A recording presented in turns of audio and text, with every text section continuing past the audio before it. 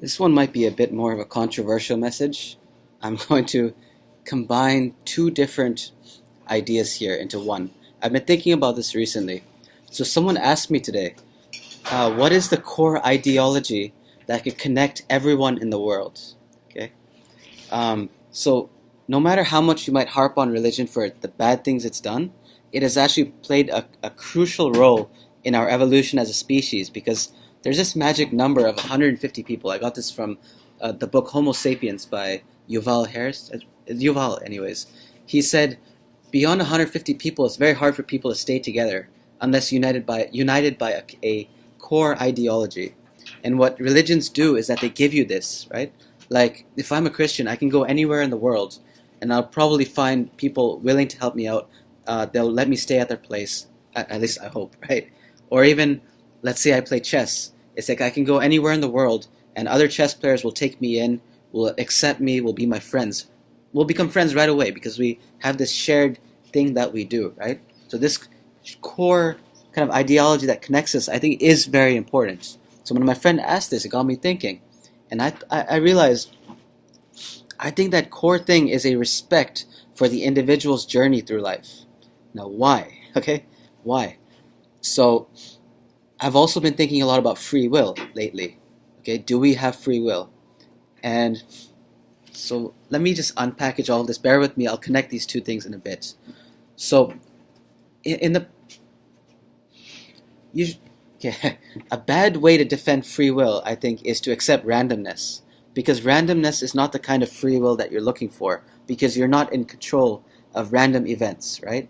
Usually when people think of free will, they're thinking of themselves, or at least some version of themselves, acting in the way they want without encumbrance or inhibition, right? Acting the way you want to, okay? But my idea of free will actually accommodates randomness. So when I think of what would it take for me to be creative, okay? Let's say I wanted to create something that I just cannot even dream of right now, something so beautiful, so amazing. And I think the only way to get there is randomness, okay? By mutation, by unexpected aberrations almost. And this is the way, I guess, evolution works. It's like you get people mating and you get a unique combination, you get mutations in the genes, and when these mutations, they survive through natural selection, okay, then they get passed on to the next generation. And then over generations, you might have a new species of creature who has kind of the aggregate of all these little mutations and unique bondings of animals or whatever. So randomness actually can lead to something very creative and beautiful. And I think of humans, like humans in a society, I almost think of humans as mutations, or these very unique, random possibilities. So I think all of society benefits when each person lives out their experience. It's almost like a flowering of possibility, living out their experience to the fullest of their capacity, because they experience a unique, it's like I'm in a unique position in time, unique position in place, with a unique character, unique combination of genes, unique combination of influences. At the confluence of all of these factors, of all these influences, I'm sitting here, and when I live my life to the best of my capacity, when I allow my potential, my nature to flower, it's like all of society sees a possibility that was never there before, that they could not even conceive of. And it doesn't matter how fucked up of an individual you are, I think everybody still benefits from your unique contribution. Now, as a society, we might try and limit those harmful impacts. For example, if someone is particularly vicious or vindictive, or let's say they're like a terrorist or something, yes, we might want to contain them. But I think there's still a utility, even if we put them in prison, to hear their message, what drove them to commit the actions they did. Because they are sitting at a very unique place of unique confluence of influences, and we can all learn from what makes a person behave this way. And who knows, because maybe some idea that they give us about what to avoid might help other people in society live better lives. We don't know, right? Like, martyrs have always helped society progress in huge leaps, more so than regular individuals, I would even argue, right? There's always some Jesus figure, some great scientist or something. It's these individuals that make us leap almost in like the evolution of culture, okay?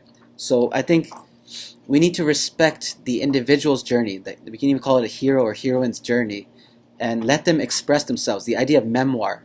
I really cherish memoir, and I used to read a lot of them because these are people at the outskirts, on the fringes of society, who've experienced things that the rest of us don't get to experience in everyday life, and we can learn a lot of them because character. So I was actually reading a book by Bruno Bettelheim.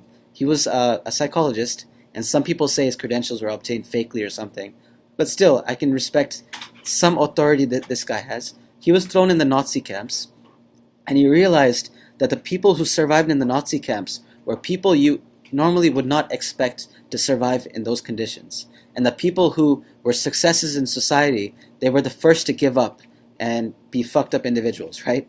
Like he described, I remember reading this, that even on the way to the Nazi camp, on the bus, the guards would purposely abuse the prisoners and humiliate them, right? And the people who took best to these humiliations, who were able to survive through them without giving up, without killing themselves or whatever, were the people who are like the delinquents of society, right? Like let's say the people who sold drugs or something. I don't even know if they sold drugs back in those days, but anyways, the delinquents of society, people you would not expect to succeed, they are the ones who succeed in these particularly harsh circumstances. You can never predict what qualities will help someone to survive, you know?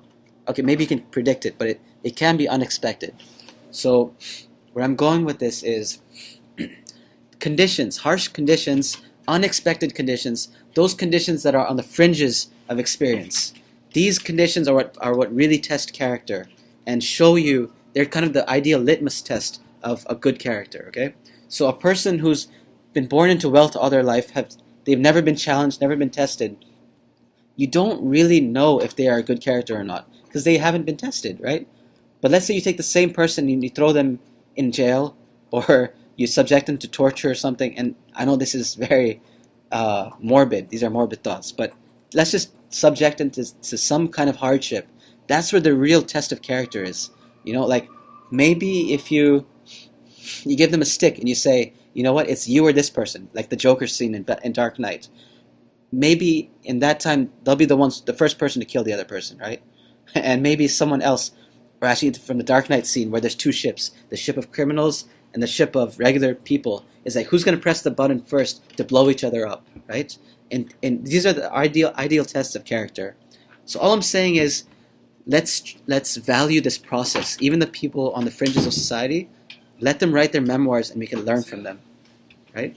So I respect, and it's not just individualization; it's also individuation. There's a difference.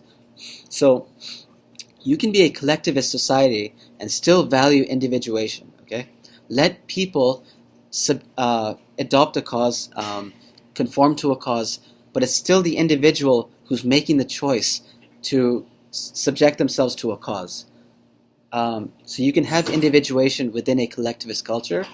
So you might fight against the individualization. Individualization means that we uphold the individual as a value, that you should serve yourself, self-interest, that these are the things that matter. But individuation is not the same thing as individualization. You can choose to approach life from a stance of other love rather than self-love, but still make the choice as an individual. Okay, this is your self-realization project. Okay, you realize yourself by surrendering yourself to a cause that involves other people. Sorry, getting so carried away in my thoughts. So what have I covered so far? Number one, let's respect the individual's journey and respect that we can learn a lot from the individual. And that's also number two. Let's also respect that the individual, that unique confluence of factors and influences, when we allow it to flower, to blossom, to express itself at the utmost, that is a version of free will, okay? Because this is a possibility that did not exist in society before. Mutations, new things, new possibilities, they kind of broaden our horizons in very unpredictable ways, okay? So yeah, I'm gonna end it there. I'll probably make a tag-along video at a future date to try and unwrap these concepts, expound on this a little bit more, but that's it for now. Thanks.